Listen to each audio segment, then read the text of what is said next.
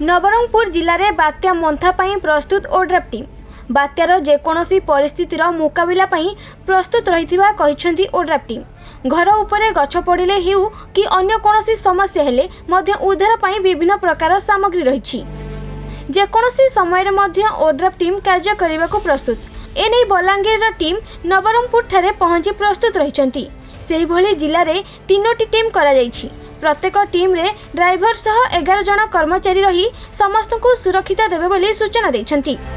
पाणीपाग विभाग पक्षरु नवरंगपुर जिला को मध्य सतर्कता रहिबाकू सूचना दिया जाइथिया बेले जिला प्रशासन मध्य सजग रहिछंती। देखो सर आमे बलांगीर जिला ओटाबिरी आछू एठको नवरंगपुर जिला को आ ओडिशा सरकार द्वारा आमे प्रेरित होके आछू जो आछी साइक्लोनटा सेटा मंथा जो आछू नवरंगपुर जिला को छिला ड्यूटी पड़ी आम ये आसू 33 जन आसू ड्राइवर 3 जन और 30 जन आम जवान नहीं आसू ओड्राफ जवान आउ डिजास्टर जेकोसी प्रकार डिजास्टर आसू मेन्था सागर बन्या आसू बात्या आसू कि कौटी इलेक्ट्रिक कट हो जहाँ असुविधा है आम सब डिजास्टर मुकाबला कर तैयार होगी प्राय सब प्रकार इक्विपमेंट नहीं आसू सब प्रकार मुकाबला में प्रस्तुत अच्छु। देखो सर एपर्तन आमको कौटी डिप्लॉय है एक्चुअली बर्तमान आम नवरंगपुर जिले में स्टैंड बाय अवस्था अच्छु एमआरसी सेक्शन रिपोर्ट कर सारापर आउ सरकार जुआड़े आमको पठेबे सियाड़े जाए रेडी हो प्रस्तुत हो। देखो सर आम एक्चुअली गोटे यूनिट आसी बलांगीर जिलूर कि आम सब टीम हिसाब से 3टा टीम बनईचु गोटे टीम रे जड़े ड्राइवर और 10 जन रेस्क्यू रे एमती 3टा टीम कर टोटाल 33 मेम्बर आसिक अच्छु।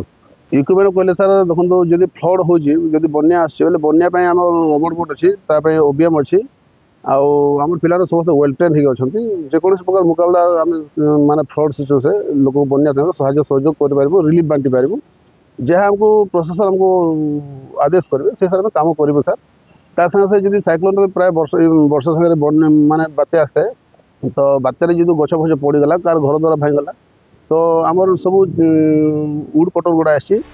नवरंगपुर अनिल प्रभात भत्रा रिपोर्ट खबर ओडिशा।